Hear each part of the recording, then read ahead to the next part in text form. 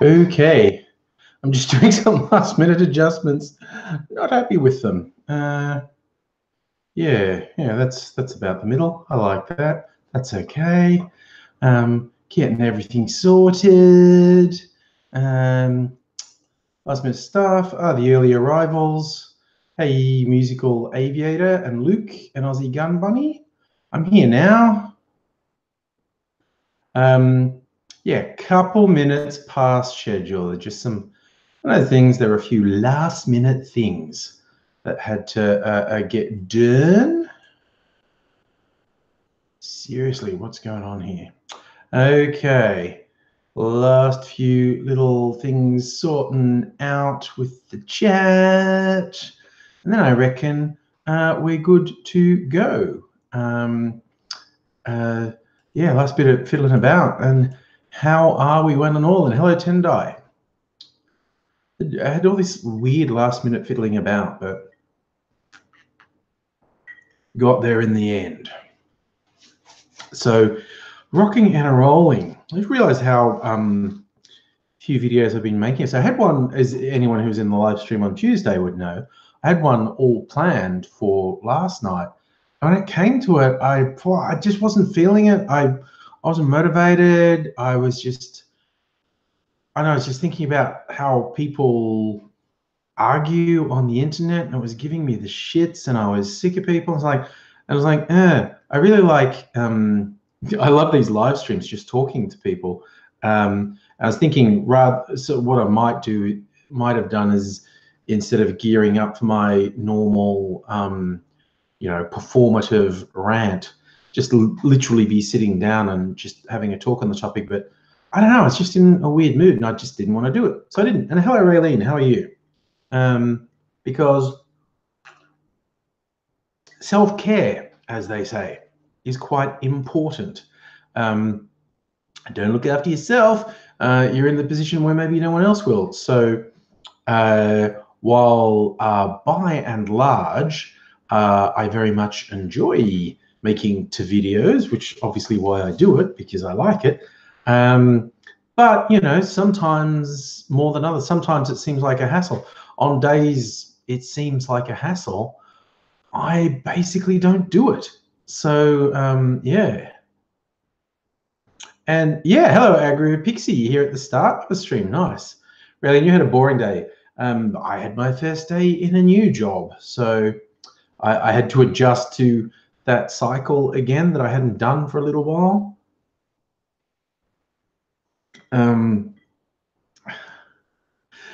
Yeah. Sorry, look, it is a nice apron. That's why I kept it on. I was making dinner a bit earlier. It's a Star Trek apron. Hello, Biori. And I liked the way it looked, so I kept it on for the live stream. I look, not actually cooking on this stream, but just having the look. I don't have a chef's hat. I have a couple. I have hats. I have quite a few hats. No chef's hat though.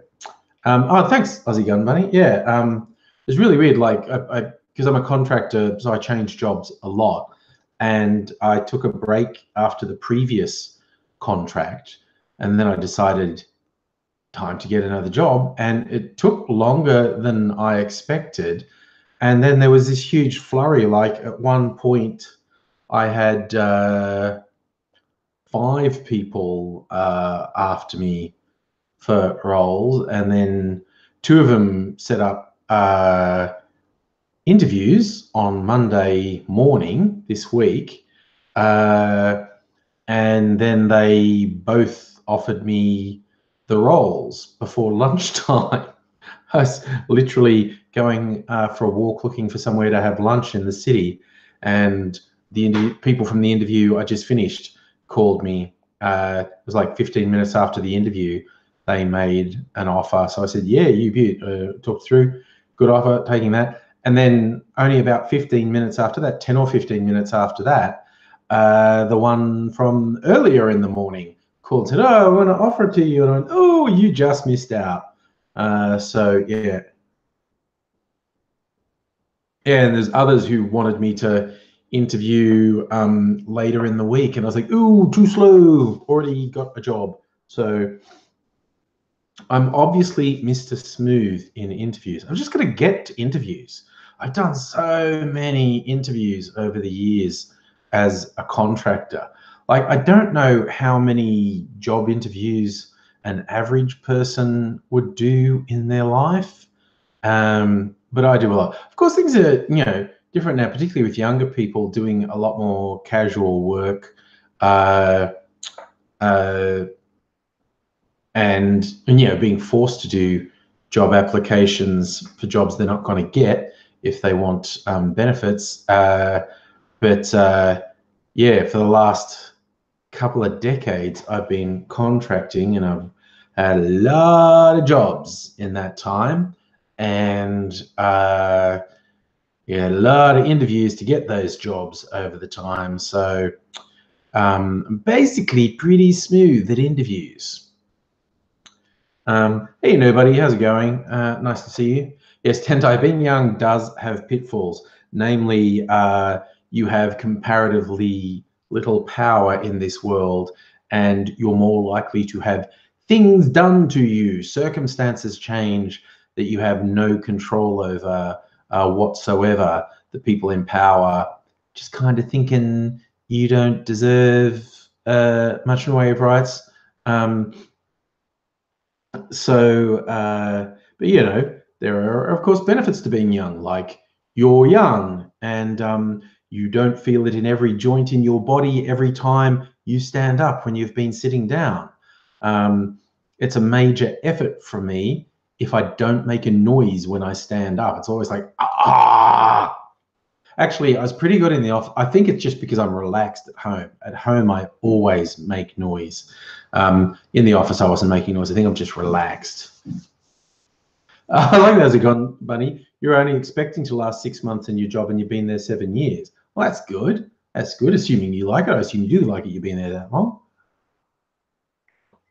But yeah, I think in the last 20... we're up to 20 plus years. The longest I've held a job is 2 years, probably slightly less than 2 years, but about 2 years. And I have actually done that twice in the last 20 years. So, you know, the other 16 years, a lot of jobs I was only in 3 months because they were contracts. A lot of others I was only in 6 months. There's a couple I was in 12 months. One I was in 18 months, but a lot of different jobs. Hey, Mike, long time no chat, as you say. I've been fairly well. How's everything been with you? Oh, you're right, Tendai. The costs of education are stupid. And I won't speak for the rest of the world, but Australia, man, the way the education system's being neglected, it's becoming more and more of an elitist thing because only people with lots of money can afford it. And because it's like stupid decisions by the government to like cut back CSIRO, who do groundbreaking work, groundbreaking research, stuff that's been of massive economic benefit to Australia, but because they're pushing their ideology of we're all about commerce, and them refusing to see the indirect benefits of pure science research. Yeah, it's basically being a scientist in Australia. Shit, like, don't study science at university. Parents go, no, don't study the arts, study science. Bullshit, study the arts. You cannot get a job in science in Australia. Brilliant question. Do Aussies have the new orange flavored Coca-Cola? I believe orange Coca-Cola, both in the sugar and no sugar versions, is available. But I don't drink Coke, so I'm not sure.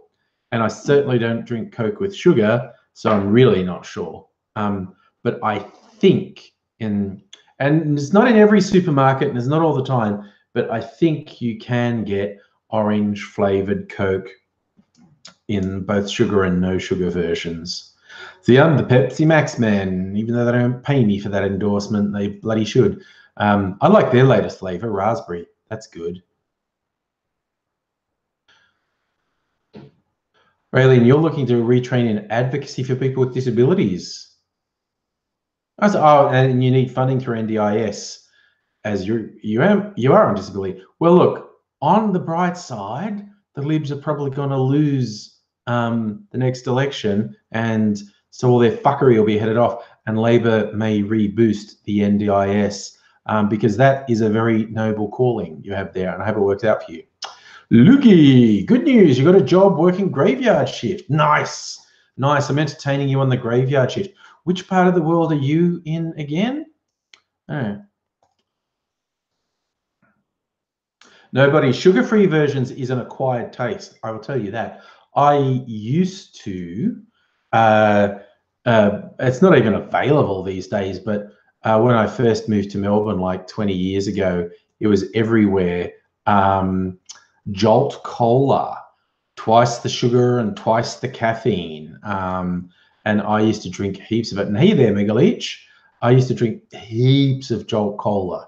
And then I had to lose some weight, and I realized I wouldn't lose weight drinking sugared drink. So I started drinking, I thought I need a sugar-free drink. And Pepsi Max has more caffeine than other diet drinks. So I started drinking that. And it's definitely an acquired taste because it tastes all chemically at first. But now it's what I prefer. It's just, your brain gets used to certain things. Luigi, you're in the USA. Okay. Working the graveyard shift, watching the live stream. Nice. Really, and that's a great plan, having, while you're on disability, actually wanting to work in advocacy. So I really hope that works out for you. And yeah, getting some support from the NDIS would be a very good thing. So yeah, fingers crossed that that goes your way. It's a good plan.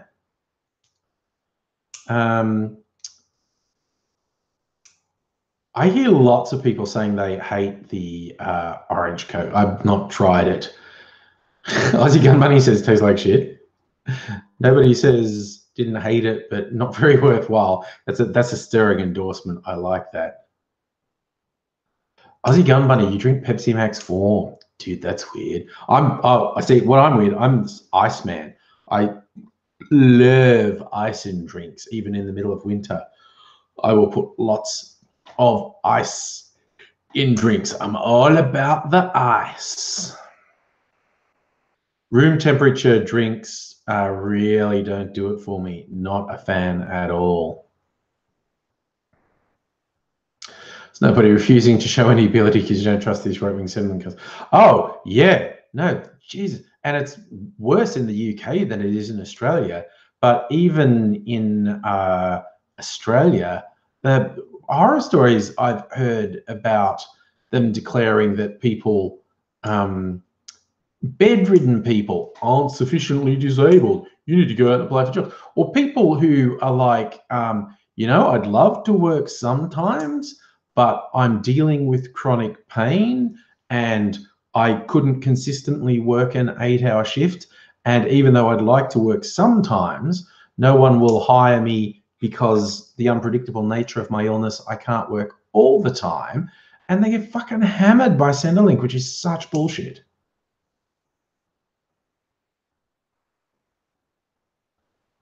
But yeah. David, you reckon it's hard to actually get on disability these days? I mean, like, AZ, unsurprisingly, is a pensioner, a disability pensioner, because he's been nearly dead so many times. He gets shit all the time. I mean, like, he's partially crippled and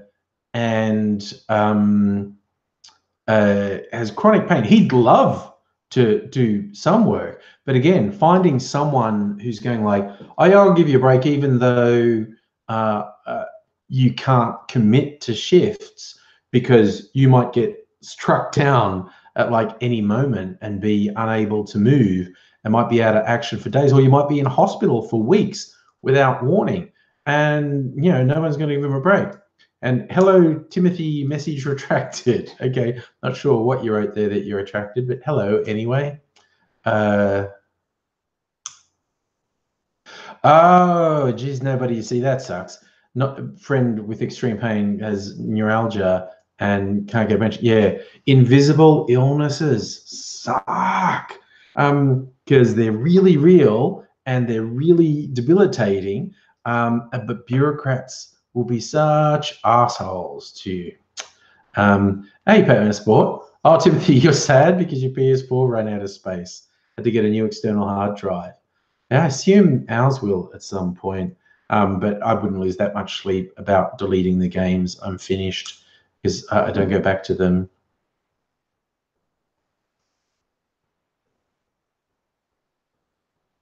Is that how it works, David? You have to be treated, stabilized, not expected to get better for 2 years, and get 20 points of disability. Yeah, god damn.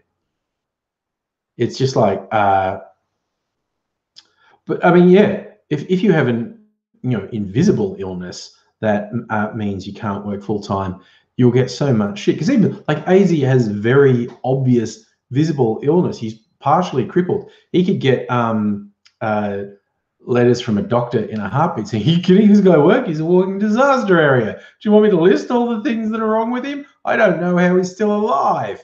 And those are just the physical things that would limit AZ's ability to work.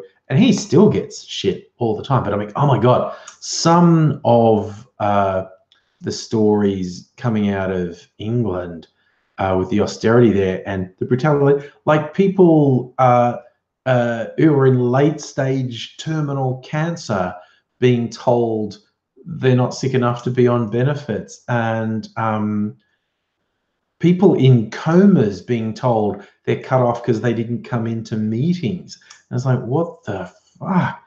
What sort of garbage do you have to be to do stuff like that? Oh, Patman, ABC's reporting the Brexit secretary has resigned. Isn't Brexit a fuck up? Like, even notwithstanding the arguments for and against it, even if you ignore any of the against Brexit arguments and just go, "Oh, it happened, it was voted," the complete inability of the Tories to pull it together. What the fuck is wrong?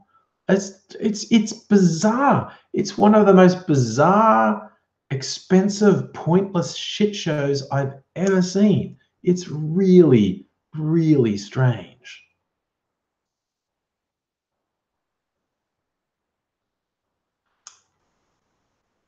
Oh, look, you saw big issues sometimes. Cool. Cool. That's always good. Nobody, yes, I know you feel about ScoMo supporters, but they're a bit thin on the ground. It's really kind of hilarious that everything ScoMo does to be popular and just be an ordinary bloke fails terribly, and everyone hates him, and they're going to lose the next election really badly. Yeah. CrossFitter, you absolutely should not encourage AZ to do things like that. Yes, he could pull his pants down and point and say, "Does this look normal?" And the scarring would put most people off, scarring on his thighs. But you absolutely should not encourage him to do stuff like that, because he'll do it. Spend half the time stopping him from doing stuff like that. Oh, I missed one. What did you say about Code Grey, Aussie Gun Bunny? Oh, you reckon someone was talking to you about fawning as gangrene? Yeah, that's not a good look at all. Oh yes, Patman, we have the 1 year anniversary of the expensive, pointless shit show of the same-sex marriage plebiscite, but that got a result. The stupid thing is Brexit is much more expensive than our plebiscite, like orders of magnitude more expensive, and it's only going to be more and more expensive down the line. But they can't get it done. It's so fucking strange, quite honestly. Oh, cool. Yeah, Luke. I reckon the big issue initiative is good. Get you out, meeting people. I reckon it's great if you have something like that.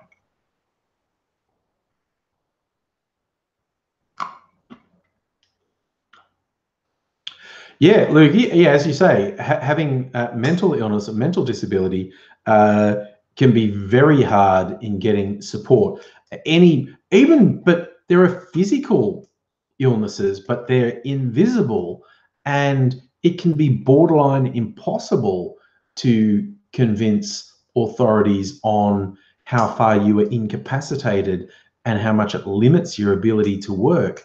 It's just fucked up, basically. Yeah, Tendo, 2 years of pissing about, doing nothing about Brexit. And yeah, and if the Brexit secretary resigned, and yeah, I think even Theresa May let slip at the front of number 10, well, there might not even be a Brexit. Timothy, look, I would definitely get Red Dead Redemption 2 at some point. So I've got a bunch of games I haven't played. I just finished Mafia 3, which was good. It was fun. I still have God of War to play. And then there are some that my kids bought that I could obviously play. He was talking to Agro Pixie about I might play Monster Hunter World, and then could find it online. Yeah, if I start playing again, I might play God of War. Mrs. Angry just started playing Zelda Breath of the Wild again, and just seeing it being played makes me want to play it again because it's such a good game. OG Mentor, hello, how are you? Good evening to you. Oh, okay, well, Agro Pixie, I'm sad that you're having to deal with depression and anxiety, but I'm glad that you've actually got the medical exemption. Yeah. Oh my God, David, you're saying Trump got butthurt at Macron having a go at him, but Trump started it. Trump started up with bullshit and got everyone to replace them. And then he wouldn't go out in the rain, so they had to go at him again. And there are all these stories of, like, because the Republicans lost really badly, and everyone knew the midterm elections were largely a referendum on Trump, and the answer was a very strong fuck you. And his life's really difficult now. And there are all these stories coming on that he's just like retreated into himself and is really surly and bitter all the time. But yeah.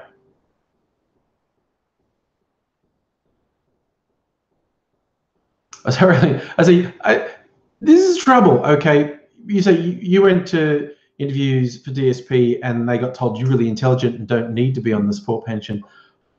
There's a problem. You're being honest. You're putting your best foot forward, and they say, therefore you don't need any support. And it's like, well, fuck off.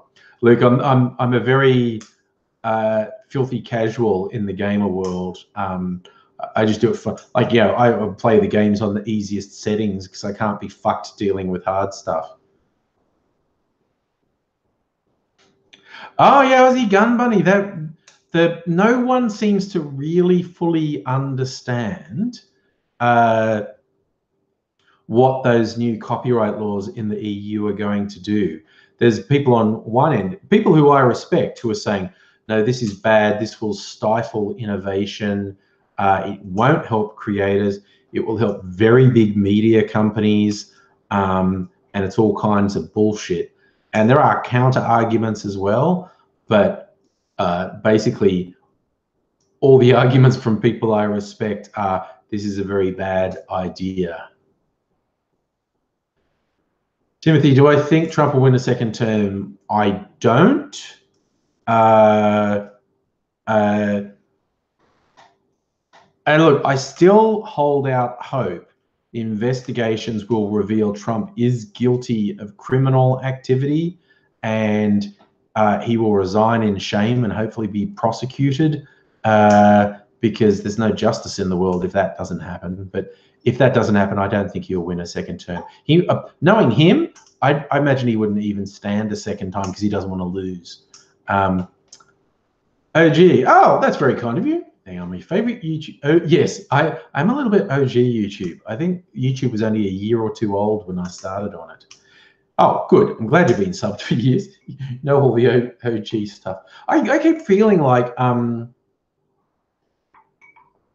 need to reinvent myself, but I haven't quite decided what that means. Yeah, Pat, man, as you say, Trump will do a Nixon. A lot of people think Nixon got impeached or prosecuted because of Watergate, and he didn't. He just got told he was going to be impeached and prosecuted. So he resigned so there wouldn't be this precedent of the president being impeached for something like that. And his successor, his Vice President Ford, pardoned him. So yes, Trump's probably relying on being pardoned, and I'm not sure how much he can rely on that. Yes, Timothy, I need more booze. There is 1 or 2 spaces I could put another bottle in up there. I've got to have a variety for cocktails. See, that's brandy, and that's Jägermeister, and I think that's white rum, and that's white chocolate liqueur, and that's elderflower liqueur. I think that's my absinthe. That's cherry liqueur, and down here is other stuff. I'm trying to work out. That's vodka, that big bottle. There's my flavored ones there.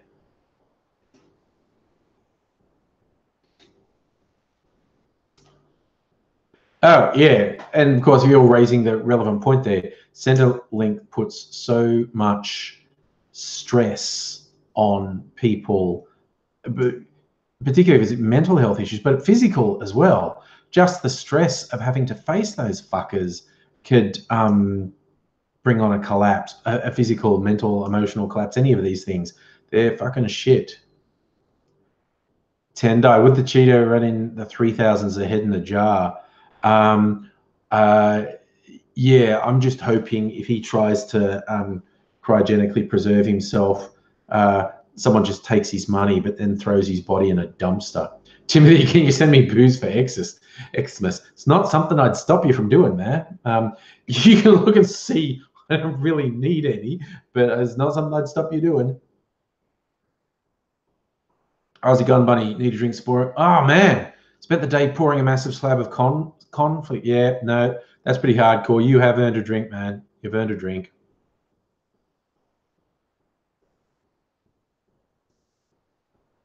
Oh, yeah, that's another one, David. Yeah, if you're in that limbo, you are quite sick, but they declare you're not sick enough for disability, then you have to keep getting medical certificates. It's this nasty vicious cycle, and it isn't necessary. It isn't necessary to give people who are unwell or just unemployed a hard time. It's not necessary. It doesn't help the economy to give people who need support a hard time. But it's just anyone who's been on any sort of support always gets used as a political football. And it's such bullshit. It's really, really annoying. But yeah, it's the idea that there are all these companies ripping billions of dollars out of the economy and not paying the tax they should be paying. But the government wants to focus on the most vulnerable people and say, they're the problem. They're the ones that you got to, it's just such bullshit. Oh, look, I did see that for some reason, the Melbourne guy with the trolley is wanted by the police, but I didn't hear a reason. Did you see a reason? I don't know what it was about. That David, oh, okay, Jesus, dude, that's a cavalcade. Depression, anxiety, chronic fatigue.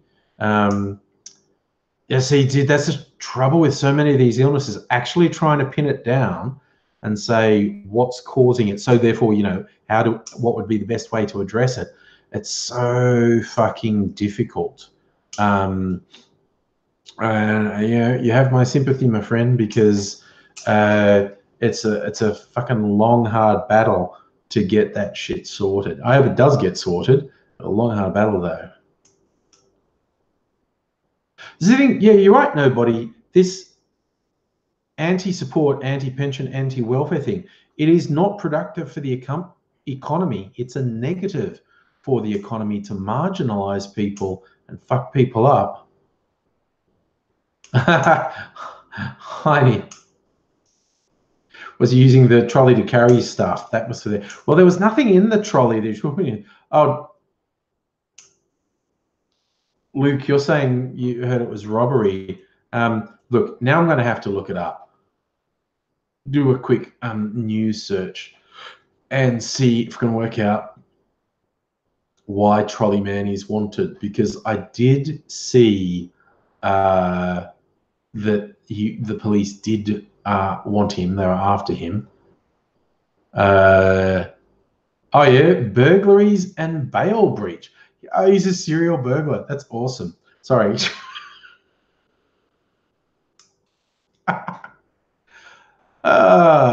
It just goes to show that criminals aren't all bad, and that people that you might champion are not necessarily all good. Well, he didn't turn into a milkshake duck, but yeah. Oh wow. And there was like, wasn't there a fundraiser for him that raised like $100,000 or something? Michael Rogers, 46.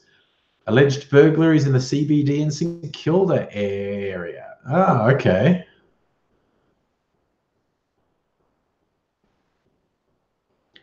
So he breached bail conditions. Well, he's fucking homeless, you guys.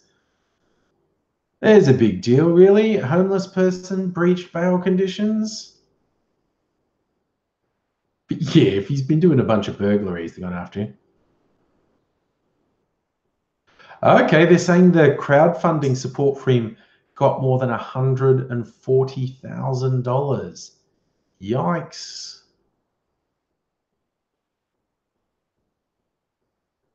Oh, apparently he said at the time to The Age, like the trolley guy after the incident said that he'd spent years behind bars for burglary and had a long history of drug abuse, and that's why he's homeless. It's understood he has a public housing apartment but chooses to be homeless. Wow.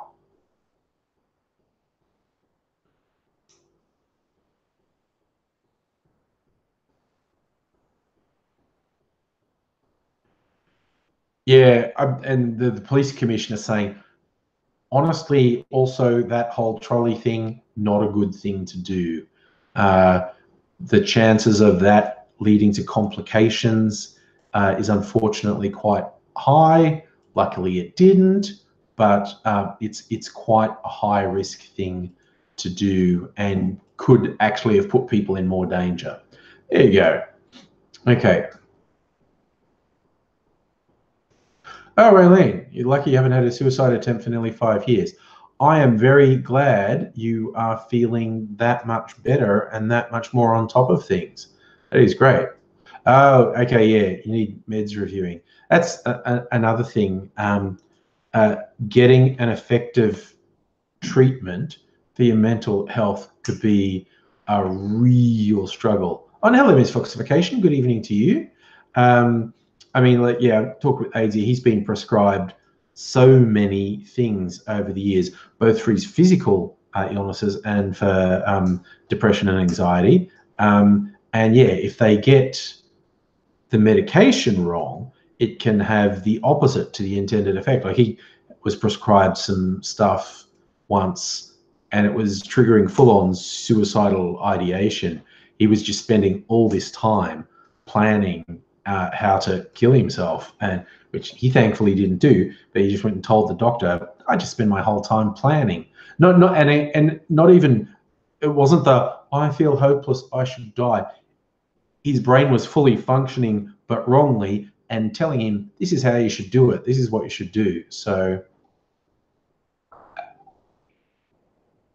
yeah, while medication is ultimately really helpful for a lot of people, the wrong medication can be disastrous, and it's often hard to work out with the right medication. Oh my God, David Zoloff gave you hallucinations. Yep, no, that's nasty.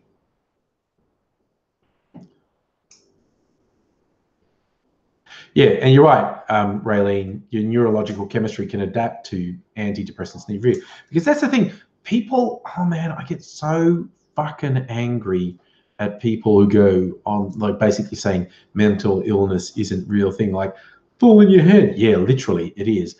Because, I mean, in many cases, mental health is adversely affected purely by a chemical imbalance in your brain. Like, literally, your brain is telling you wrong things because it has the wrong balance of chemicals. So the quest is to use medication to get the right balance of chemicals. Of course, that's not the only reason. I mean, you know, mental illness can be triggered by trauma or by environment. It can be hereditary. But yeah, when it's as simple as your brain chemistry is imbalanced, and so your brain is giving you wrong information, your brain is giving you incorrect information, and you need help to deal with that. God, it's just such a good way to get me fucking angry, dude. Yeah, mental illness isn't real. It's just like you see those people who that subject is beyond my understanding, therefore that isn't real. And that's whether it's about mental health, climate change, transgender issues. There's all these people, and you can see what's motivating is that's beyond my understanding, so I'm not going to think about it. Aussie Gun Buddy, got to head off, mate. Have a good one. I hope you enjoy a relaxing drink after a hard day's work. Yeah. Oh, yeah, David, you're right. In the mental health regularly ends up having bad physical health problems because you can't look after yourself, or it doesn't seem to be any point in looking after yourself. Oh my God, yes, yes, see. And not to go too hard into stereotypes because it's not limited to them, but older people particularly have a tendency to say mental illness isn't real. Just stop being anxious, stop being sad, or as nobody, as your granny said, turn your head around. And it's just like, and you get this again, this ridiculous statement of, oh, older people saying, or even younger people saying, oh, back in the 50s and stuff, you didn't have all this people saying, you know, they had mental illness or this, that, or the other. It's just inventing it. No, people very much suffered from poor mental health in those periods, and a number of things happened. They killed themselves. They self-medicated, particularly with alcohol, but also with drugs, and they were just miserable, ruined people with no support, no help, and no hope. The fact that we have a far better understanding of mental health now means that more people are diagnosed with mental health issues. And while it sounds like a weird thing to say, that's a good thing because they're not false diagnoses. The rate of the illness hasn't increased. Just our ability to recognize and move towards treating it, that's improved and increased. It's like, God. So yes. Luke, that was a good left field one. Furries, that's beyond people's comprehension. Must be bad. Yes, if you can't make your own neurochemicals, store-bought is fine. Timothy, you heard swimming in cool, cold water helps with depression. I would say short answer is no. if your mental health allows you to be active and go out and do things, that is a very big positive. But the argument that people say you shouldn't go for drugs, you should go for walks in nature, is fucking bullshit. If your mental health allows you to get out and do things and get fresh air and get exercise, those are super good things. But the idea that you can cure your mental illness with these things is simply not true. The idea that you should throw in professional treatment and just go for walks in the park is fucking ridiculous. And yes, misfoxification, anti-vaxxers, yes, oh my God, yes, the shift with people rejecting science and the rejection of experts, the rejection of expertise is just like, yeah, okay, so you studied that for decades, but I have an opinion. Are you trying to tell me my opinion isn't valid? Yes, I'm trying to tell you your opinion is completely worthless, completely without value. Yes, oh God, misfoxification, flat earthers, David, fake moon landing, bloody hell.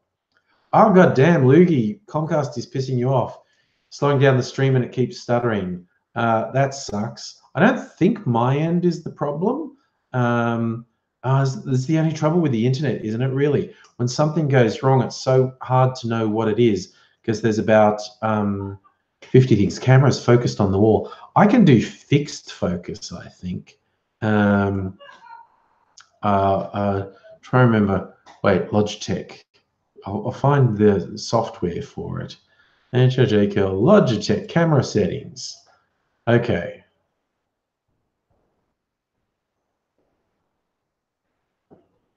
So, okay, where, here it is. Here's my settings.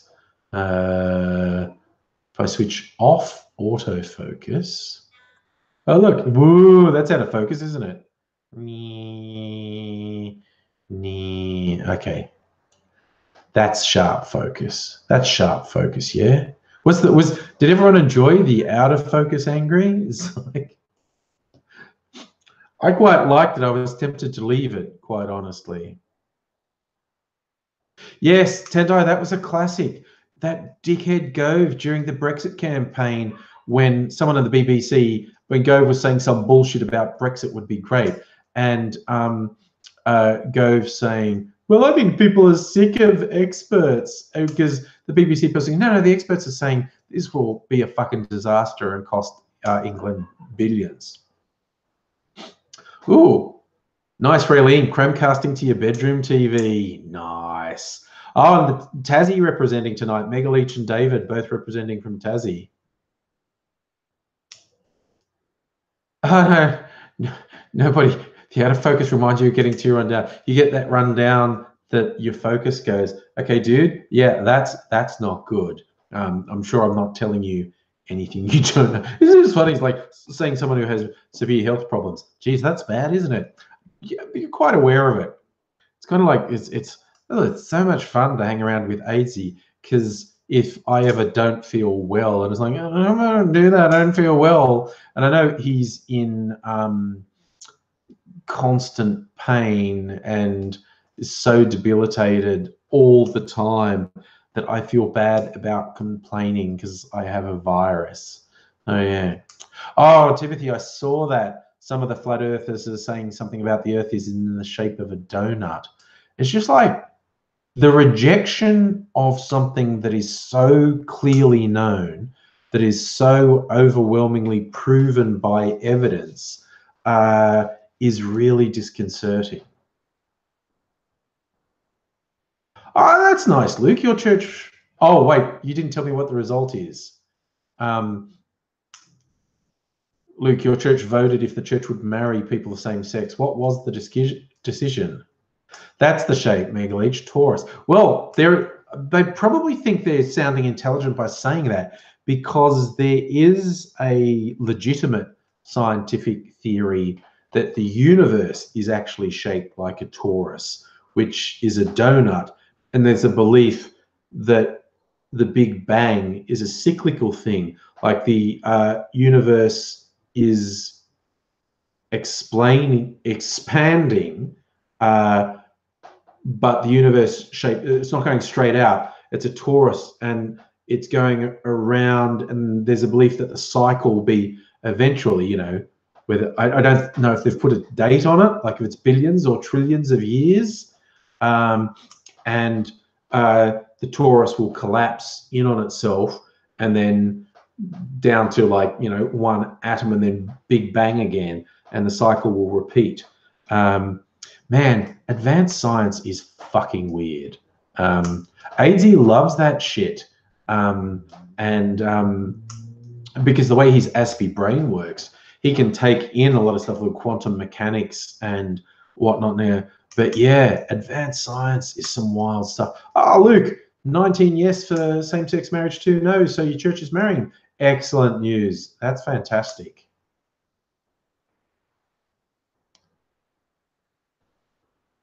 Yes, this foxification. There's many things I don't understand, but I respect other people who put the effort into understanding them. It's kind of like all these people who very selectively deny science. And so if I just don't know anything, it's like, dude, you don't know how your car works. You don't know how an internal combustion engine works, but you rely on science for your car to fucking start when you turn the key or push the button on new cars.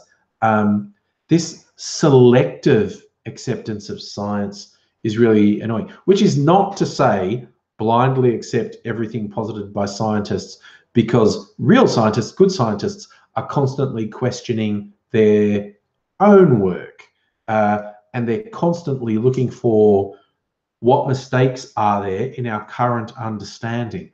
What can we correct about our current understanding? So yes, things change, but the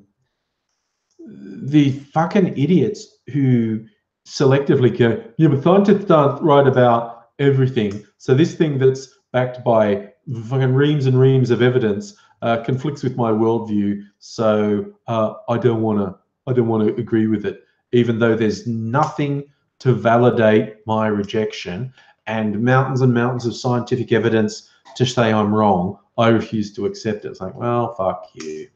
David, 9 out of 10 doctors telling you have cancer would tend to make you think you have cancer. Yes, notwithstanding that occasionally doctors are wrong, but it's kind of like those people who only want to believe, like, oh, this geologist says climate change isn't real. It's like, dude, that motherfucking geologist isn't qualified to make that call. It's not just 9 out of 10 doctors telling you have cancer. It's basically 100 cancer specialists telling you you have cancer, and a dentist saying you don't, and the person goes, I believe the dentist, he's a doctor. Technically, yes, not qualified to give a cancer assessment though.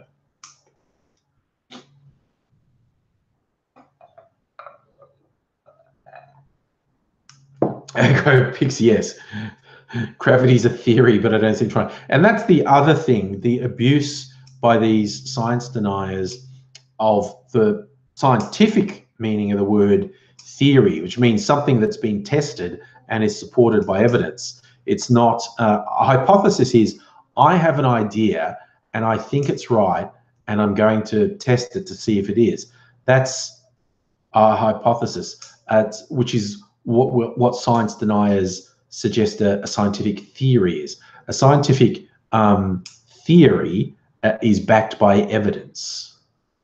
Yes, Luke, you're right. Dr. Google, everything tells you you have cancer. You're right. I got this book. I should make some videos with it. I got this book because it was just so funny. It's called Worst Case Scenarios. It's a book for hypochondriacs. You start with every little thing and it tells you the worst possible thing it could be. And it's great because they're not all cancer. It's like, I've got an ache in my joints, and it'll go on to all these, you know, like that could be rabies. You could be about to die from rabies. And it's a really fun book. And not all the diagnoses are fatal; they're just awful.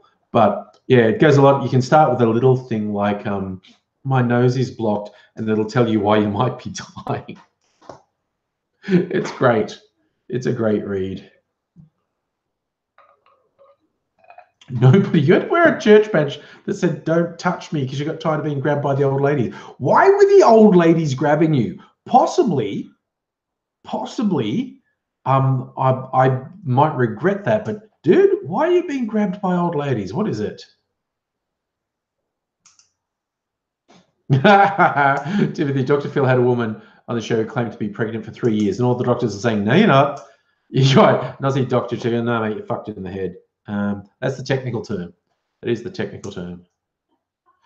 Ms. Foxification, you raise a good point. GPs do often make mistakes, and you can arm yourself with knowledge. I mean, we are all joking about if you do Dr. Google, you've got cancer, but GPs can and often do make mistakes, and you can arm yourself with knowledge to push them to make an accurate diagnosis.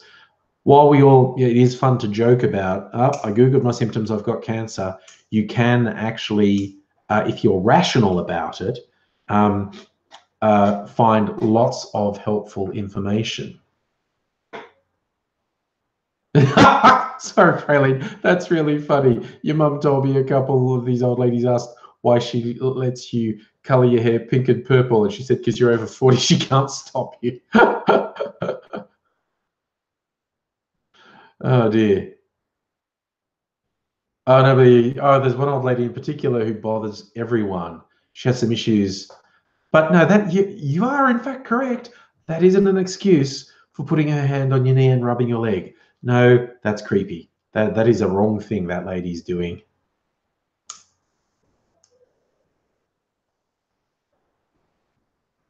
Ah, that's a good way to phrase it, Tinto. Don't be YouTube rational. It's kind of like every now and then, women I know, and here's an interesting thing to me. I have friends of all types online, and I have quite a few internet friends who are sex workers. They might be escorts or strippers or do porn or some combination of the above. And I just find them very interesting to learn from. Like they talk about what they do and what their life is, etc. And I find it interesting to hear from someone whose life's so different to mine. And most of them are feminists, like very strong feminists. They assert their own rights and whatnot. But a couple of them are very anti-feminist. And their main motivation for that is for so much of their life, they've been treated like shit by women who say they're feminists. And I completely understand that. And I brought this up because I said, don't be YouTube rational. Look, by any usual definition, I'm an atheist. But you'll notice I never make videos about atheism. And I certainly don't associate with the YouTube atheist circles because it's dominated by fuckwits. It's just like, they're such assholes. They do this thing like, I'm rational, da, da, da, da, da, and therefore I can dump all over anything I disagree with. And they're completely blinkered and they're completely blind to their own bigotries. They are completely rational, going, but you're saying completely irrational shit about feminism. You're saying completely racist things that are unsupported by science. You're very selectively quoting really discredited science to back yourself up, and it's just it's all right. Yeah, even though, like I said, by pretty much anyone's definition, I'm an atheist. but I don't fucking associate with internet atheists because they're complete a-holes. Oh dear. Sorry, we're still talking about the, and I completely understand why you'd be upset about the old lady asking. It is one way, Raylene, just very loudly object to what she's doing so they take action. Yeah, it's a very awkward situation because she's an old lady's always going to get sympathy. Sneaky old ladies. Yeah, let's all just say no. I'm not going to do that. Oh, Raylene, I like that. Get up and yell out. If you don't keep your hands to yourself, you'll find yourself unable to use them. Completely right on. Yes, Dave, you're right. As you say, if a woman wants to sell sex, it's up to her. Yeah, a mixed falsification. I agree with you. That's a feminist position, self-determination. But you get, it's less common than it used to be. But you get a particular type of feminist who completely marginalizes sex workers, basically declares they don't have the capability to represent themselves. There's something, you know, it's internalized misogyny, or they're being abused or exploited, completely denies them agency, which is bullshit. And hello, Venice Bloom, how are you? Look about it. I need to get some more ice.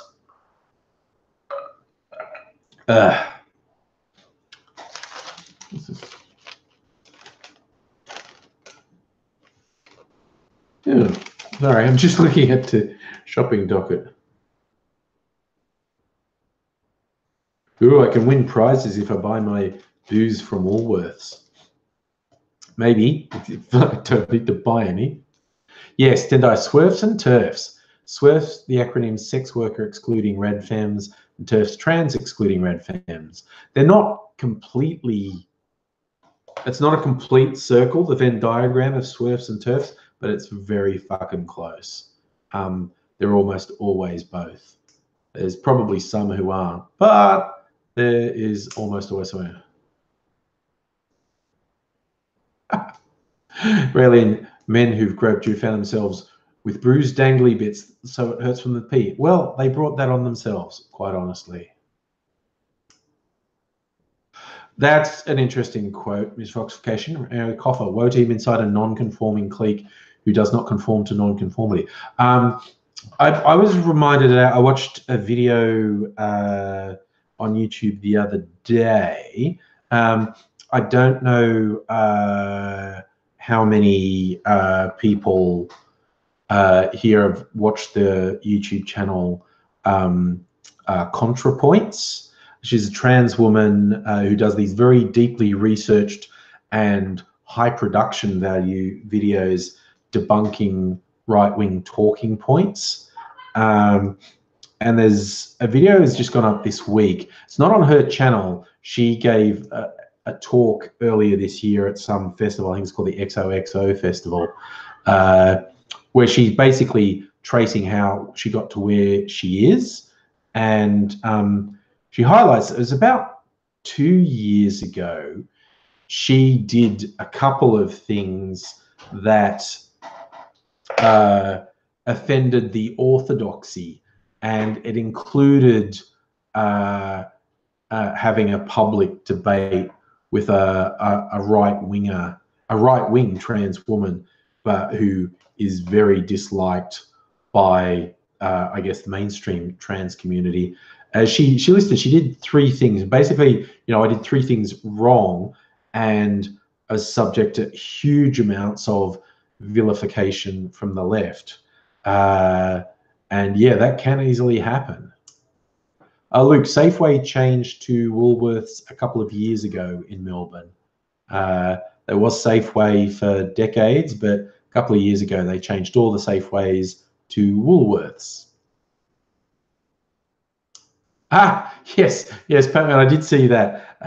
A Liberal Party candidate who appeared in a Liberty Alliance video. For those who have not heard of Liberty Alliance, that's an extreme right-wing, basically Nazi fascist a racist group, and she said a bunch of stupid shit against migrants and whatnot. Tried to talk way out of it, but even the Liberal Party looked at what was in the video and they went like, no, we can't have you running as a candidate. That'll damage us too much. Oh my God. Oh, Batman lives putting Liberty Alliance last on their how to vote cards. Oh, nice. Oh, Miss Foxification. Those are the old ones. Tucker Bag, Bilo, Franklin's. Does Bilo still exist? I know Franklin's doesn't and Tucker Bag doesn't. There are still... What's the... I think like all the independents joined up, and they have that guy from that comedian does the ad for them. IGA, that's it. The okay. Oh, that's right. Coles bought Bilo and Franklin's. Yeah. IGA, the Independent Grocers Association, was like the last remaining independent grocery stores banded together, and they're like a smaller alternative supermarket chain, IGA. There is, of course, Aldi as well. But you can't do all your shopping at Aldi because Aldi doesn't have everything. You can probably do most of your shopping at Aldi, but you can't do all your shopping at Aldi. Yeah, that's a great name for a store, Megaleech. Rolf Voss. You had Rolf Voss in Tasmania, and Woolies got them. Oh, yes, Batman. Food Works, that was another one. Yeah, I have fond memories of when Coles had the stores they called Coles New World. And in the 70s, they had a space motif. It was like the future. This is the store of the future, Coles New World. And one of the last surviving ones was in King Street, Newtown. And for ages, they still had the rocket ship on their awning, the Coles New World rocket. But yeah, sometime, I mean, like in the 90s, it disappeared. That's how long ago they got rid of it. But it was, I think it was like the last surviving one. Luke, I think you'll find there is no Safeway anymore. So yeah, 2 years ago maybe, but not anymore. Yes, Aldi has been in Australia for a long time and is expanding a little. Of course, you can go to Costco as well. I have Costco membership. That's where my huge bottles of booze come from. 1.75 litres of vodka, 1.75 litres of bourbon. Yay! Aldi. So I'm talking about all these stores and things, and they have loyalty cards because I want all these different ingredients to make cocktails. That's why I have so many bottles. So I have a lot of choice in what I'm making cocktails. So I do buy stuff from Dan Murphy's now and then because they have a big range and they're cheaper. And you go to Dan Murphy's, they want, do you want a loyalty card? And you go, fuck no, I don't. You can save. I don't care what I can save. I am not going to have a card in my wallet that goes, even if it's true, I'm not going to have a card that says, I'm such an alcoholic, I've got a discount voucher for my alcohol. You know, just not doing it.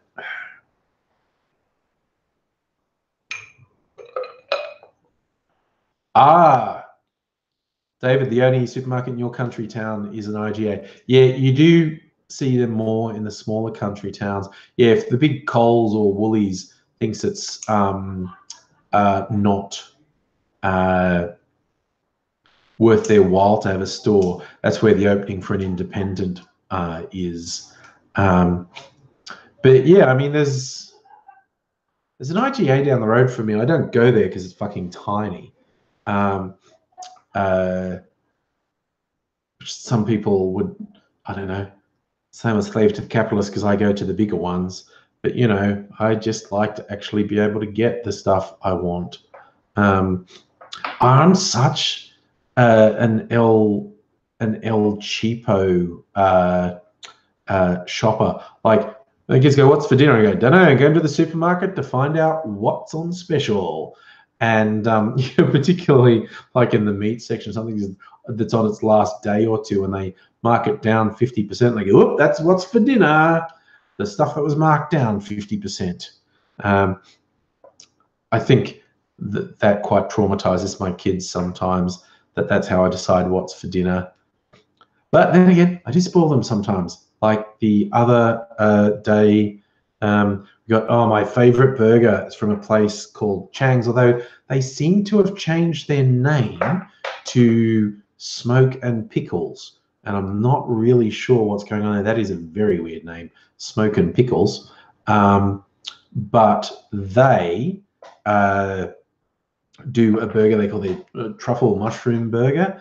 It's like a nice burger with a truffle butter sauce on it and Parmesan. Oh my God, it's good. It tastes so good. Yes, there are so many of these burger places around. In fact, just downstairs from where I started in my new job, there's a big sign like such and such burgers coming soon. I go, how can they keep opening these burger places? I don't understand. I really don't understand. There are so many of them and been going on for so long. Good Lord. They're good on the Tassies getting in on the jokes. David, both your heads won't like it, but Megaleech, you think your other head likes the jokes. I like it. Ooh, Miss Voxification, give us a recipe, something cheap and easy. Look up Meti Mata. Meti Mata, a North Indian. I do like North Indian food, actually.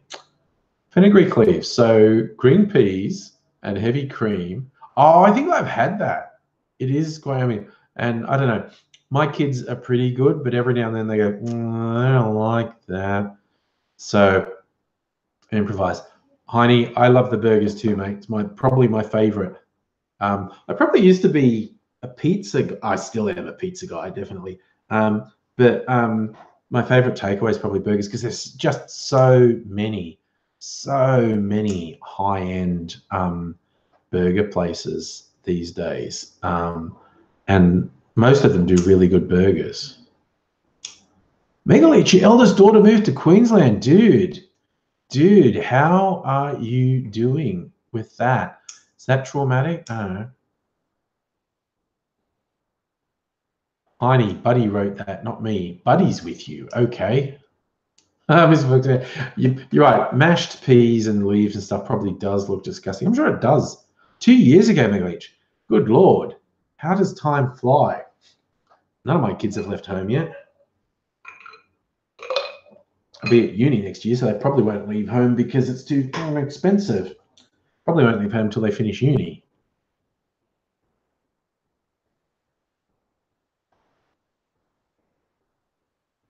All right, I'm going to put a bit more ice in my glass.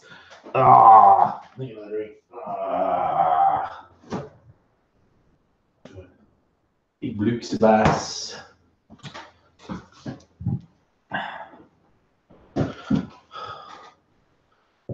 So speaking of me being cheap and what I make up, I've made up some stuff to take into work for lunch because like a microwave at work. It was basically I had leftovers, so some chicken mince that I'd made a filling for burritos. So it was like with a slightly spicy tomato sauce in chicken mince, and I cooked up some veg, like just some. I pan fried some onion and what's it? Capsicum, and then mixed it all up and mac and cheese on the top and bake it in the oven. So I got like a nice pasta bake for my lunch. Oh my God, Luigi, your phone's doing better on the stream than your laptop. Yeah, technology's weird, isn't it? A bit of lemonade, a bit of Powerade. This is nothing sus. No, there's still more of that. Okay, good. A bit more lemonade. Okay. Yes, did I ice baby? Raylene, where's my first child? She was hanging about. and I thought she was going to come in and join, and then she buggered off.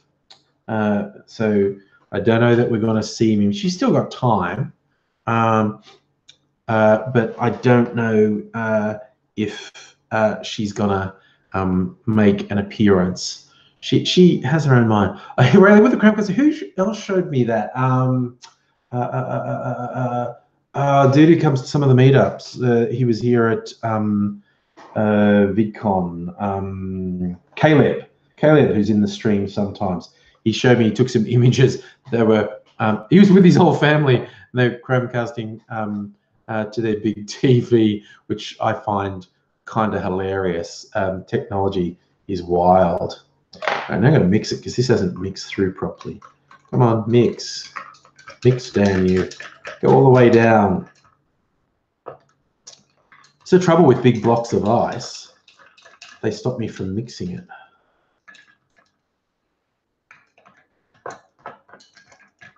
I often mix drinks at home. I'm going to do date night with Mrs. Angry on Saturday night. Going to explore a couple of bars in Melbourne in the CBD, places I haven't been to before. Because I was out last weekend. Had a little YouTube meetup here in Melbourne, which is always fun, hanging out with other YouTubers, the gang, having a good time, chilling. And we went out to this newish place in Melbourne Central that has a bunch of video games. I think it's all bright neon and stuff. I think it's trying to look like a Japanese pachinko parlor. There's no actual pachinko in there. There's a bunch of video games, which is not that common anymore. They even had like a dance one. They're very hard to get. I know because that's young Mr. Angry's favorite thing, and he always complains none of the arcades have Dance Dance Revolution anymore. This place does. It's not actually DDR, but it's the same thing. So they have video games, and, you know, things where you win tickets, and but they also have a bar. They do food, like they do pizzas. So I hung out with the YouTubers. We had a couple of drinks, and then later there was just a couple of us still going. And I said with a guy called Josh, and he'd never really explored any of the bars in Melbourne. I went, "Ooh, I know this really sort of out of the way, little cool, interesting place." So went there with Josh and Josie. Miss Foxification. It's not the Asian Beer Cafe. It's on the same floor as the Asian Beer Cafe, though, but over the other side of Melbourne Central. It's relatively new. It's only been there a couple months. But anyway, so I took to this place, and it's called Bar Americano. It's down like a back street. It only holds about a dozen people, and it's got a really cool vibe. And we're all like, yeah, this is cool. This is it. This is it. And the bartender, name of Tom, was very talkative, and we were talking to him, and Josh was saying, like, I've never done this before. This is great. You know, Angry showed me this place. I had no idea there were places like this. And Tom just goes, oh, well, if you know this, if you like this, I'll tell you my favorite places. And he wrote some down for us. And we did try one more of them that night before going home, which was also good. We're going to try some more of them this weekend. Bartender recommended bars to see what they're like. Oh, look, Melbourne has a 4D cinema. That's actually been there for ages. I went to it years ago, and it's still there. For those who don't know the concept 4D cinema, that's a cinema where it is a 3D thing. You have 3D goggles on, but there's a physical component to it. That's the 4D, and it's like your chair might vibrate with stuff. Oh, they often use air. They blow air past you in sharp bursts that feels like someone touching you. But yeah, that's, I think it's in Russell Street, the 4D cinema. Yes. So yeah, the fourth dimension is like just a physical touch thing. Yeah, whether it's vibration or air is quite common. Yeah, I think you're right, like water sometimes, but little puffs of air that often feel like something touching you. Like the first time I saw it was at Disneyland, actually. and it was their Honey, I Shrunk the Kids experience. And there was this really funny bit where, like, in the lab, like the Rick Moranis, he has a thing full of lab rats, and the cage falls over, and they all run as, and so 3D is like rats running out of the screen, but then there's these puffs of air going past your legs that really feel like your legs are being brushed by these rats running past you in the dark. Oh, how the screams resounded around the cinema when that happened, from people quite convinced that rats were actually running past them. But yeah. Oh, nice one, Mega Leech. Bet 50 Shades was popular at the 4D cinema. Yes. So misclassification to a bar called Robot, small hidden Japanese popular culture bar. Melbourne's best range of sake and Asian beers. See, I don't like either sake or beers, but I bet, because you also get Japanese spirits and Japanese cocktails, if they really do them Japanese,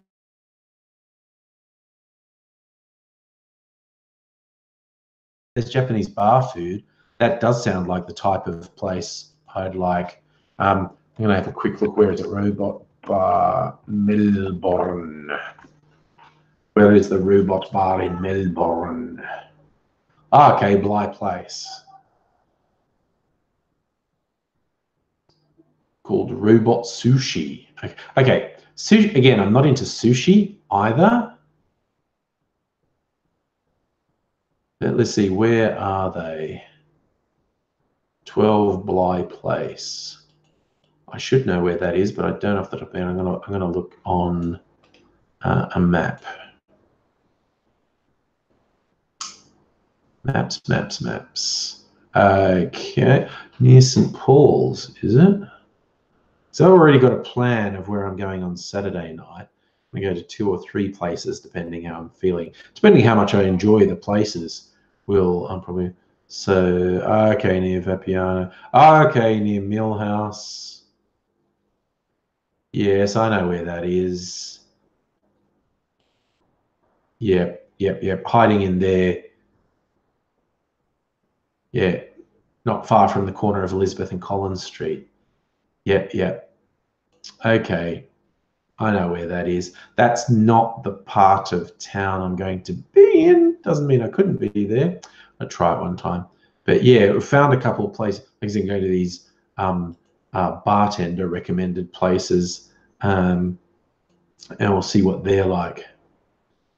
Tino, you feel sorry for the people who had to clean up after 50 Shades. Luke, yes, the 4D cinemas in Russell Street. I'm pretty sure it's Russell Street.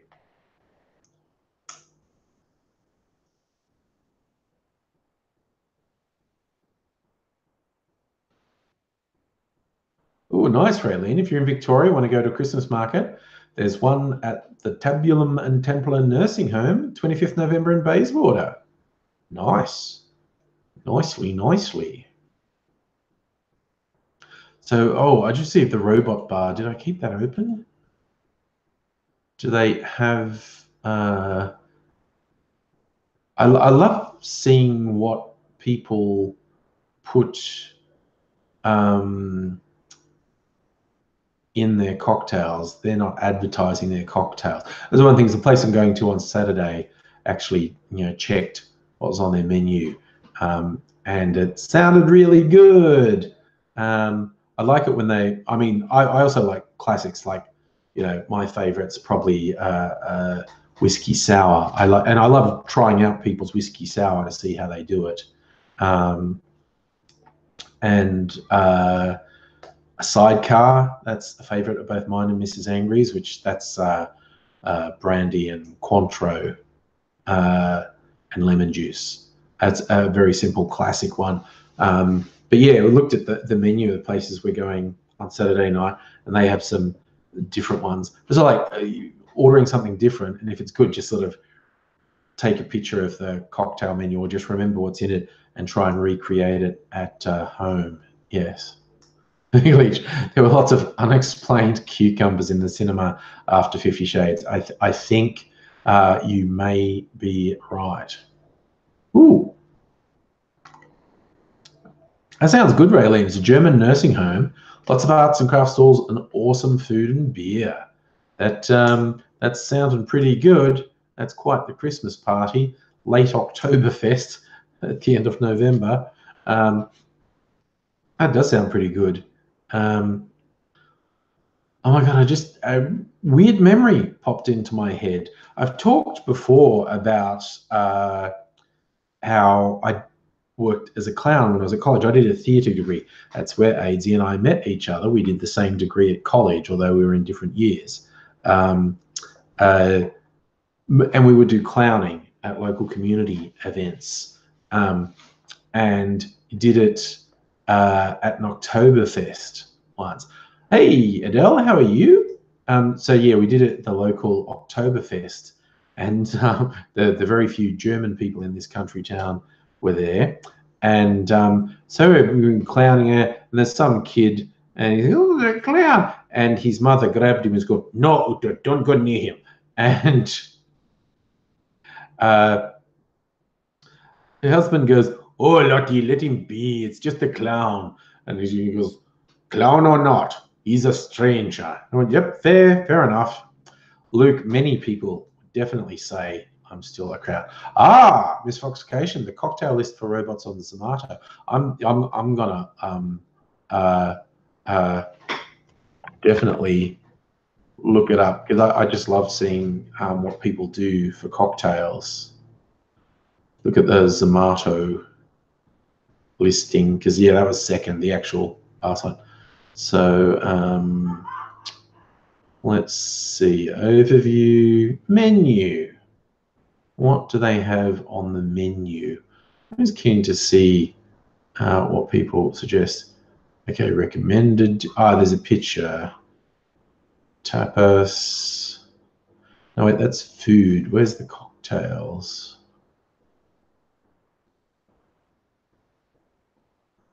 Oh, there it is. Sorry, there's a clicky thing for, but okay. Asian Alchemist. Gin, lychee, sake, apple juice, ginger beer, lime, cucumber, grenadine. That might be okay. That doesn't sound that appealing to me. Clockwork Orange, Belvedere, Pomerantza. I'm not even sure what that is. Belvedere's vodka, I think. Grand Marnier, orange liqueur. Liquor 43, which is nice. Espresso. No, I don't like coffee. Orange bitters, orange marmalade. Might be okay if the espresso doesn't overpower it, but I really don't like coffee flavors. Oh, there, Cuban rum roast, Matsulam Classico, no idea what that is, probably rum. Reserva Tuaca, also probably rum. Aperol, which I have, that's the bitter Italian liqueur. Apple juice, lime juice, and raspberry. Ah, so rum and lime, that's basically a Mai Tai, isn't it? Rum and lime's a Mai Tai? So that's basically a Mai Tai with apple juice and Aperol and that rosemary flavor. Nice, Raylene. You thought of the Christmas market because it looks like I'm wearing lederhosen. I am wearing braces. Oh, Adele, glad it's Friday. You had a bit of a weird week. Yes, thank God it's Friday. I've worked a long week in my new job starting today. So, yeah, I only have to work 2 days, then I get a weekend. So, okay, let's see. Other cocktails. Fairy Tale, Soho, absinthe, green chartreuse, apple juice, lime juice. Not sure what Soho is, but absinthe and green chartreuse are often put together. I don't have chartreuse, is one thing I don't have. And I've been kind of tempted to get it because it's in a lot of cocktails. But that's one thing I don't have. Well, here's another one. The Juliet Apothecary. Mari Blizzard Parfait Amour. I don't know what that is. Tanqueray, which is gin. Maraschino liqueur, cherry liqueur. I have that. Grapefruit juice and sparkling wine. Okay. Or a Menage a Trois. Zubrauka, which is vodka. Chambord, which is... It's a liqueur. I think it might even be a chocolate liqueur. 42 Below Honey, which I think is bourbon, very sweet bourbon. Cranberry juice, lime, strawberry, blueberries, and chili. Wow, that sounds interesting. That actually sounds really interesting. That is a lot of flavors going on there. That's a lot of flavors going on. Either they just wipe each other out. For me, a good cocktail, you get a couple different flavors as it goes down. Bad cocktails just taste like cordial, but good cocktails, and that one could be good. I said Pear de Poire, which is pear-flavored Grey Goose vodka. Zbrauka, which is wheatgrass vodka. Poire Williams, I don't know what that is. Apple juice, lemon juice, and cinnamon. So it's a couple sorts of vodka. Something called Poire Williams, which might be another vodka for all I know. Or a pink mojito. A Switzerland Classico, don't know what that is. Cointreau, pink grapefruit juice, mint lime, brown sugar, ginger beer under here. Requiem for a Dream, Agua. Oh, that's that's a pretty strong white liqueur. Massenet crème de citron vert et gingembre. So that's a lemon ginger liqueur. Never heard of it, but that's obviously a lemon ginger. Vert is green, isn't it? V-E-R-T? Citron vert would be green lemons with ginger. And Frangelico and apple juice, lime juice, pepper, and sugar. That's a weirdie. Lupin 3, which is Hennessy, Chambord, Tuaca, Amaretto, cranberry juice, lemon juice, pepper, and fig jam. Fig jam! Fuck, I'm good, just ask me. I might like that one. Smoky Robot Oil. I love that just as a name. Which is Ardbeg 10 years old, so that's a 10-year-old Scotch. Kahlua, Drambuie, Amaretto, Massenet Creme de Cacao, Espresso, and Shaved Chocolate. Again, espresso, I'm not keen on. And that's piling on so much stuff. That many flavors, that's either going to be really interesting or kind of a mess. It's when they put a lot of stuff in, you're running a risk. Oh my God, Luke, I heard that story. A train in Melbourne uncoupled, leaving half of it behind. And in fact, from what I read, the train driver, he had a message that there was something wrong, and he reported to the base, and they told him to ignore it. And then what the warning said would happen, the train's coming uncoupled, is exactly what happened. Oh my God, that doesn't happen very often.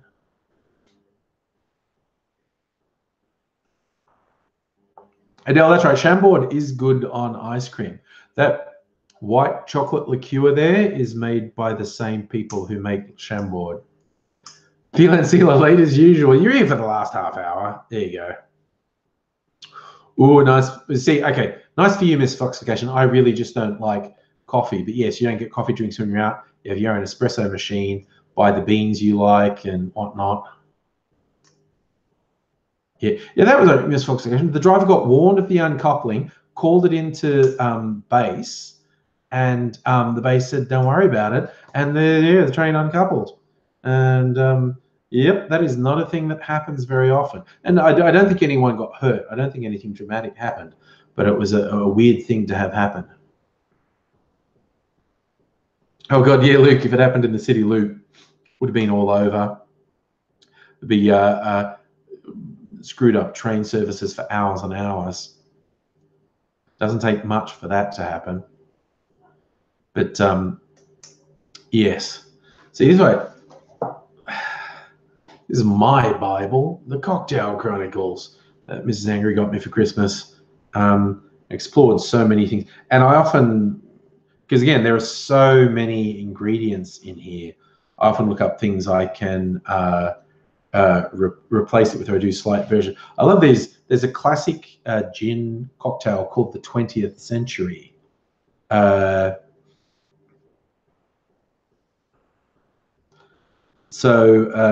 This classic gin one is just gin, lemon juice, Lillet Blanc, and white creme de cacao. Now, Lillet Blanc's like a white wine based drink. I don't drink wine. I often replace that with apple cider. I'll make a 20th Century with apple cider instead of Lillet Blanc, which is not the same, but I think a reasonable substitution. But then they've also got variations on the 20th Century. There's a 21st Century, which is tequila, blanco tequila, silver tequila, lemon juice, white creme de cacao, and just a dash of absinthe. I like that one. That one's good. And then they have the 30th Century Man, which they have Scotch whiskey. They say it should be an Islay single malt. This is Dimple I have up there, which is not single malt. It's a blended Scotch, because I'm not that into Scotch. So the 30th Century Man is a Scotch whiskey, lemon juice, white creme de cacao, Cointreau, and absinthe. I make that one sometimes. I call it a 21st century schizoid man. Adele, you're off to bed. Thank you for dropping by. Nice to see you. Happy to see the cocktail. It reminds you of Brian Brown. I think he's still alive. I actually saw that movie in full for the first time not very long ago. Like, it was on Foxtel. I was channel flipping and Cocktail was on. I went, I should watch this. 80s cheesiness. And I watched it and I was like, oh, the people who made this movie really fucking hate women. Every female character was awful, and they were awful in different ways, but the guys were cool and the women were ruining their lives. You're just watching going, wow, these filmmakers really hate women. And the cheesiness of it is great. And they're doing all the stuff like with they don't just make cocktails, you know, they do a little dance and throw things in the air and put on a show. 80s cocktails were pretty shitty though. This has some old classic ones that people don't make much anymore. Like this one's called A Lion's Tail. It's bourbon, lime juice, allspice liquor, liqueur, simple syrup, and a dash of bitters. I don't have allspice liqueur. I don't know if you can do it. And they throw these things like Swedish punch. What is that? And there's a little paragraph where they tell you, Swedish punch, funky and alluring, with a character spanning continents. Swedish punch is an odd yet enticing product, long absent from American glasses. Based on Batavia Arak, a sort of proto-rum from Indonesia that earned a certain degree of fame for its role in early seafarers' punch bowls, Swedish punch also has characteristics of sweet citrus and tea.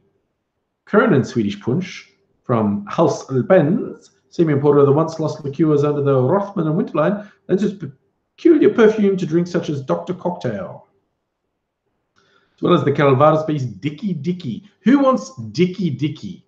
I think we all want some Dicky Dicky. Oh, Loogie, finally stabilized the stream. Good. Raylene, wines have sulfates. Do distilled spirits have sulfites? That's a good question, Miss Foxication. You're saying they shouldn't but might. You're saying it's the artificial aging of wine that that's what the sulfites are? That would make sense. PBR, you're saying Tom Cruise hates women. Too many thetans. No, what's the negative term in Scientology? Because the Tom's at the top. He's an operating thetan, OT. They have a word for negative people.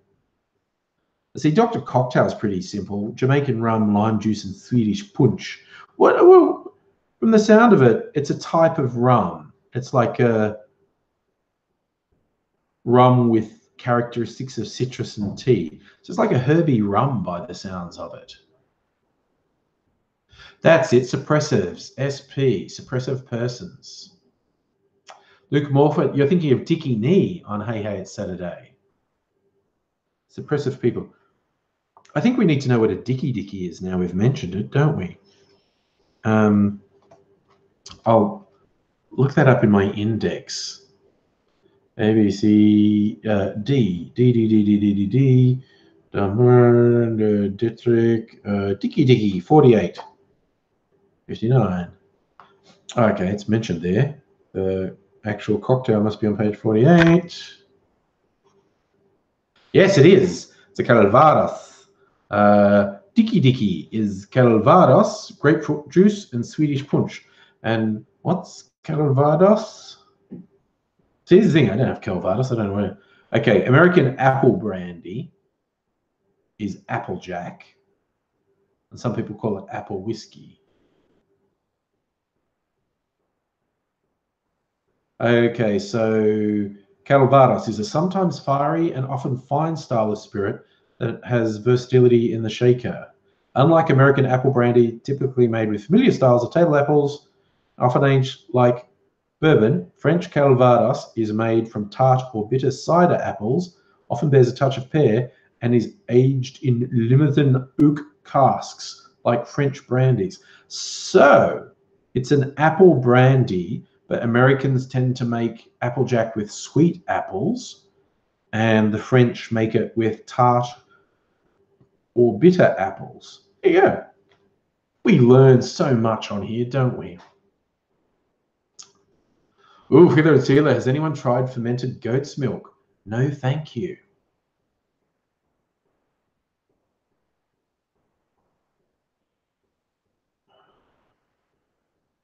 Raylene, you're allergic to sulfites. Okay, here's what you want to know. Does apple cider contain sulfites? Does apple cider contain sulfites? Because, okay, it is generally high in sulfites, so you can't have that either. Sorry, because I don't really like sparkling wine. So I actually have a bottle that I was going to have last New Year's Eve and didn't open. I'm trying to remember for this New Year's Eve. It's sparkling, of course, apple cider in a champagne-like packaging where you can pop the cork. Because I don't really like champagne or sparkling wine. But I do like sparkling apple cider. So yes. So yes, Raylene, apple cider has lots of sulfites. You can't drink that. So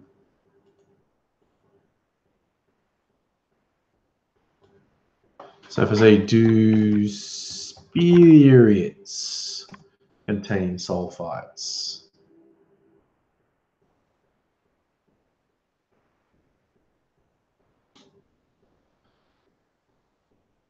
Which alcoholic drinks contain sulfites? Beer, wine, mead, sake, vermouth, gin, vodka, whiskey. Jesus.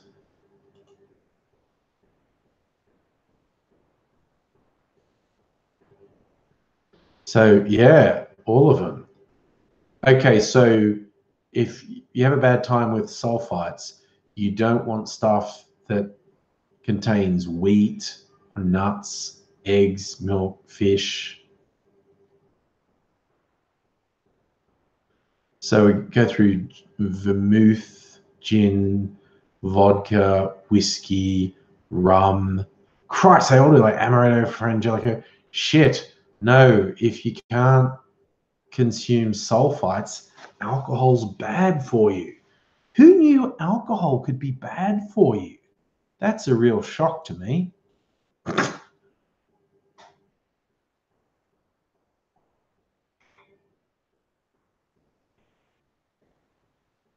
Oh, I like the pun, Feeler and Sealer.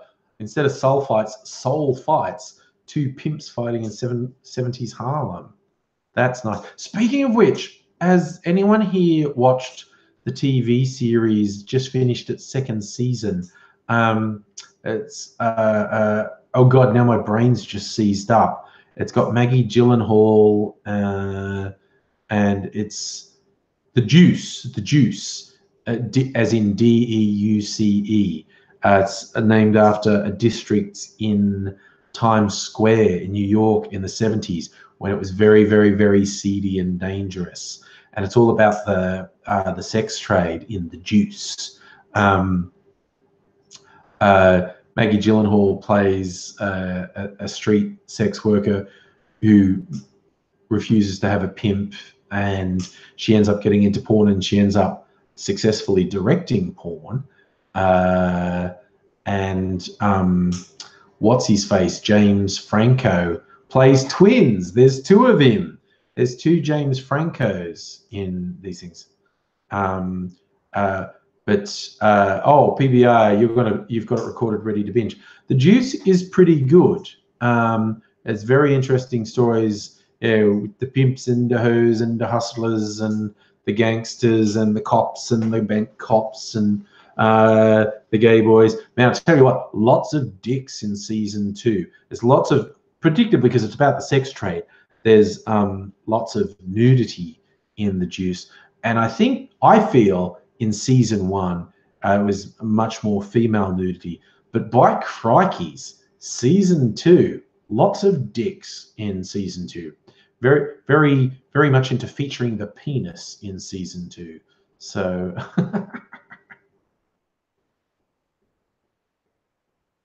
all right, Lean, being philosophical, as a recovering alcoholic, maybe you shouldn't be drinking. Yeah, that's right. Oh, Luke, is there an ambulance show on Channel 10? I almost never watch those channels, the free-to-air channels. Follows New South Wales ambulance. I love Police 10-7, which is the New Zealand version of Cops. It's fucking hilarious. Speaking of Cops, there's another new show on. It's new to Foxtel. I don't know how new it is. It's a British cop show with these two young, funky black coppers working together. One of them's the guy who played Mickey Smith in Doctor Who. I watched the first episode. It's not bad. It's it seems implausibly action-packed for an English cop show. It's like got the level of shooting and violence and guns of an American cop show, which seems quite incongruous for a British cop show. And I feel like they kind of overdo the bruv, we're hard as fucking London coppers, don't you know, bruv. I kind of feel like they're overdoing that a little bit. There was only one episode. I might watch some more of it. But yeah, 5 seconds into that show, the two male leads, when they're like showering at the police station together. It was only a rear view, so you got to see both their bums in like the first 5 minutes of the show. And Mickey Smith had the better bum. He had the cuter bum. Although I'm not gay, so maybe maybe his bum is more feminine. I don't know. But he had a nicely round bum, I thought. Just throwing it out there.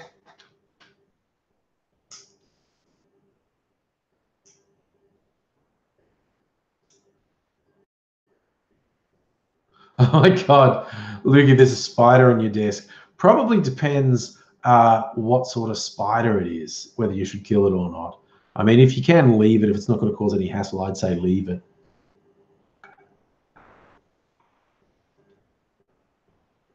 Oh, that's an interesting point, Miss Foxification. You reckon with a non-carbonated wine or drink, if you let it air for half an hour, most of the sulfites should evaporate. You should be able to smell them. That's interesting.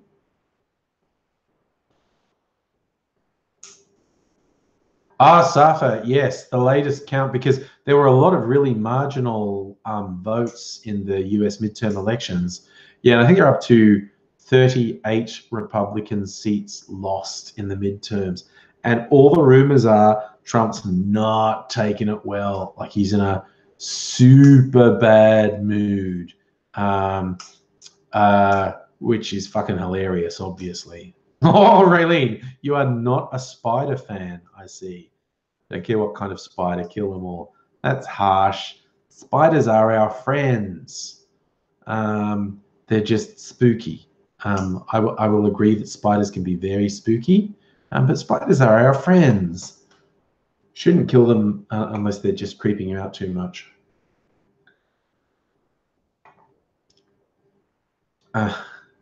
Being the big spider defender. So whenever someone posts a picture online of something, it's like, oh my God, look at this spider. Oh my God, it was in my house. Oh, this lizard or this snake. I always make a point of going, oh, it's so cute, in the hopes that they'll be a bit more favorably disposed towards it. This, for people who don't like spiders, this is going to be a creepy story. But quite a few years ago, I was visiting my family back in good old Dubbo, country New South Wales, and the young Angries were quite young. I think they were probably both under 10. Yes, they were definitely both under 10, so quite young. And they were sleeping in one room, and then they called me, "Oh, spider!" And it was big. And I don't think it was a huntsman, but it was like as big as a huntsman, and it was a bit off-putting. And it was in this really awkward place. There was a wardrobe, and there's a bit of clearance between the top of the wardrobe and the ceiling, and it was on the wall above the wardrobe. And they're like, I can't sleep in it. And I understand them not wanting to sleep in there with the big spider. So I said, okay, you go out and I'll deal with it. And I was wondering how, because it was in a really awkward position. It was really hard to get to. So I found I found a broom that had really stiff bristles, like they were really pointy and sharp. And I thought, yeah, you know, it's only a spider. It's like soft. And so I thought this will work. I'll just hit it really hard, and these bristles are really stiff, and that will kill the spider. That was my theory, and I made everyone leave the room so they wouldn't freak out. And so I got the broom, I got it, and I got it right on the spider. But I could tell from the feel, like there was a feeling of resistance from the spider, that the spider wasn't squishy like I thought it was, and this basically didn't hurt it, but it did knock it off the wall, and it fell down the back of the wardrobe and probably ran off God knows where. And that put me in a really awkward position, because the kids were freaked out and didn't want to sleep in this room with a spider, which I completely understood. And now the spider was buck knows where, and it was like 99% likely they'd never see it again. But if I told them I killed it and it reappeared, like, you know, maybe even on their bed, they'd freak out and scream and never believe me again. And I wasn't sure what to do. But in the end, I weighed it up and said, okay, that I'm quite sure I didn't kill the spider, but I'm also sure that it wasn't happy and I upset it and it's run away and they'll never see it again. So I just said, yeah, I killed the spider. It squished and fell down the back, and you'll never see it again. And so they happily went to sleep. And I think I told them a day later I never killed that spider. And they went, it didn't come back, did it? Didn't come back, did it? So, you know, but yeah, that was a particular situation where I wanted to do something about this spider, but it was so big and resilient, I'm quite convinced I didn't even hurt it, actually.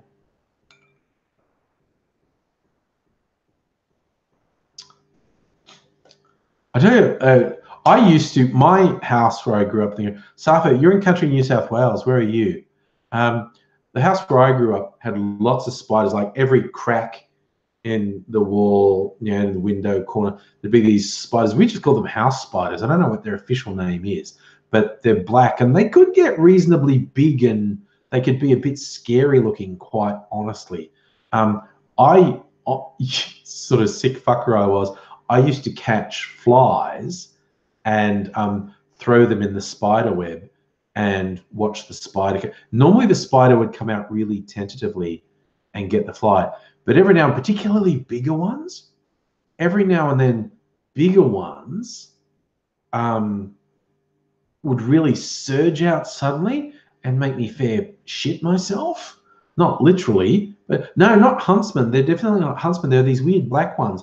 And I think people colloquially just call them house spiders. And they are basically harmless, but they're black and they don't get anywhere near as big as huntsmen. They're the biggest ones get about this big. Biggest huntsmen get like this big. The biggest ones get about this big, but they can be really fucking scary if they come out suddenly. They used to freak me out occasionally. But yeah, I would always catch flies and throw them in the spider web.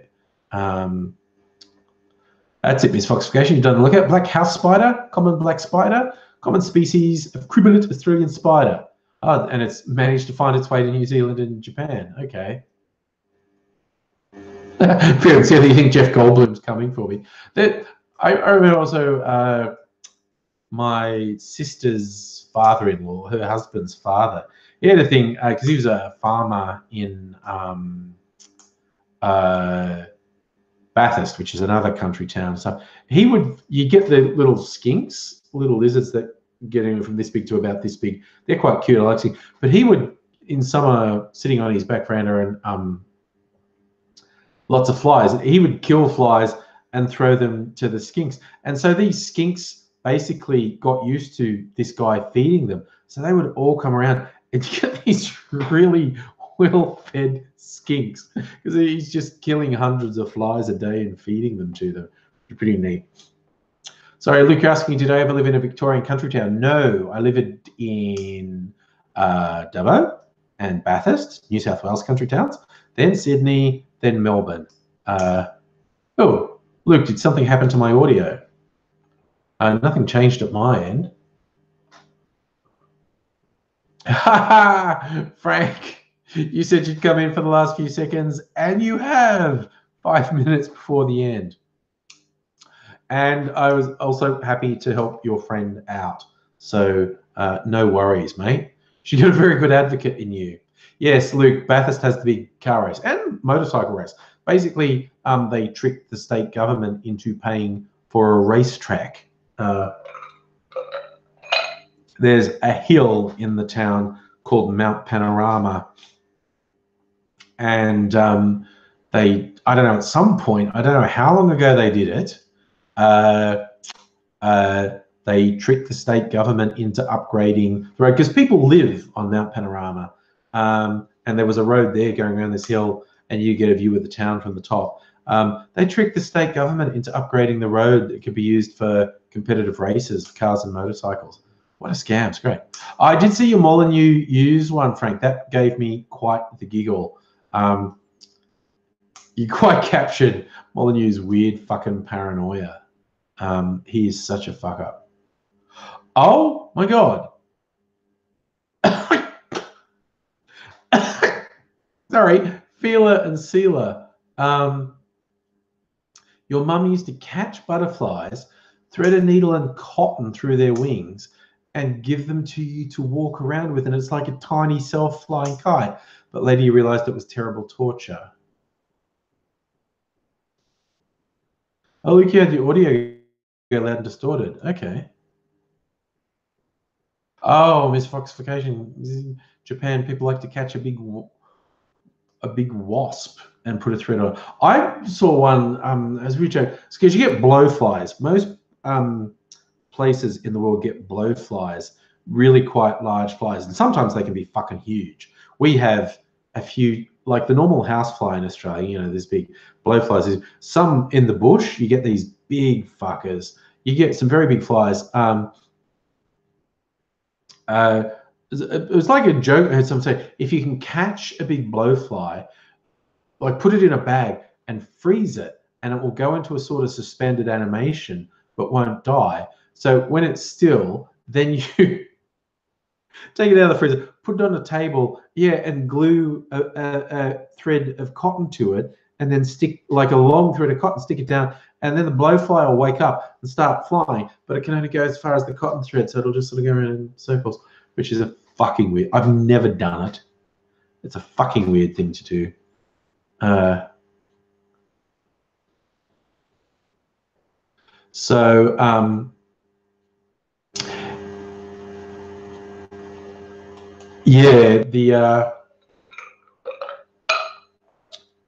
I mean, they were all sharing stories of torturing insects. Luke, did I ever ride the Sydney monorail? I did. In fact, I multiple times rode the Sydney monorail. Not that exciting. Used to break down all the time. Frank, dragonflies can be registered in Australia. Oh, here's a real thing. Spiders, if they fall like into a pool, will go into sort of suspended animation. If you get them out, you can like put them in a glass jar and they look like they're dead, but they'll dry out and come back to life. And in Sydney, particularly, you're going Pac-Man spot. I'm going any minute now too. Sydney in particular, you get funnel webs a lot, and they'll fall into pools, and there'll be like this little black fuzzy ball at the bottom of the issue. Misfoxification use codec issue, is that happening at your end as well? Not sure if it's just Luke's end or if it's happening to anyone else. But yeah, you'll get in some of the leafier suburbs in Sydney, funnel webs fall into swimming pools and go into suspended animation. People think they're dead. They're not. You can catch them, like put them in a jar, and they'll thaw out, dry out, and come back to life. Buzzing noise. Hang on a sec.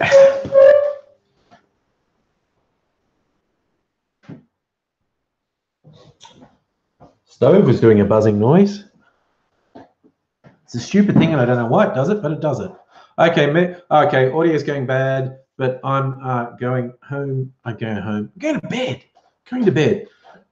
So I will, as usual, thank you, lovely people, for spending time with me. It is, as always, a pleasure to have your company. For whatever reason, sound's going screwy. There we go. Thanks, Frank. I will sleep well. And anyone who's in a nighttime place, you sleep well. Thank you all for joining me. It's been a jolly old time. Look forward to seeing you again soon. But I will say bye for now. Click the off button and one day.